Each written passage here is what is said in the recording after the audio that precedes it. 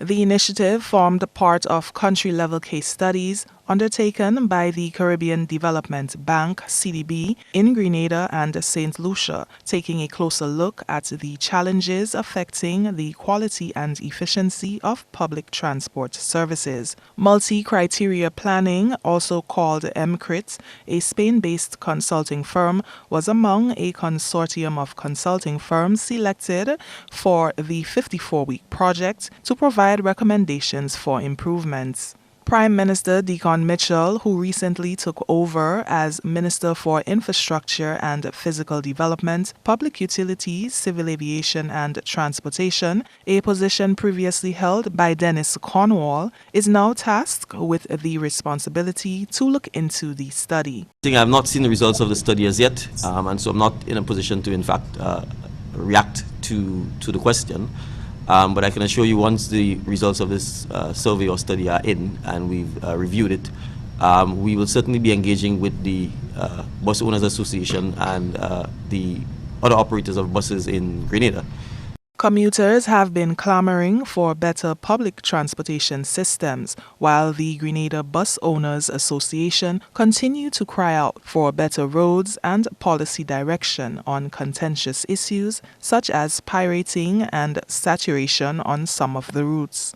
Grenada is in a unique situation where we call it public transportation, but it's all privately owned. And that obviously creates a challenge, because if it's all privately owned, it basically means that it is and will be driven by the need to cover your costs and to make a profit on it. The Prime Minister noted the fundamental importance of public transportation to economic development in the country. He explains some of the other issues that need to be factored into the discussions with various stakeholders. We are not using, as it stands currently, vehicles that are electric or solar powered, or that are using new age efficient low carbon energy type fuels. Those are issues we have to address. The government itself, most of its vehicles still burn gas and diesel and so on. So there are a lot of issues we have to look at. If we are going to grow things like the tourism sector and so on, having reliable transportation at night is critical.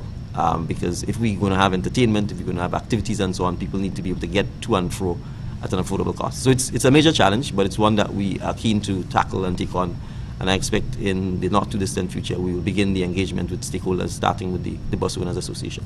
Public Relations Officer of the National Bus Owners Association, Derek McKenzie, told GBN on Thursday that the association is expected to reach out to the government via letter on Friday in a bid to begin dialogue on the contentious issues.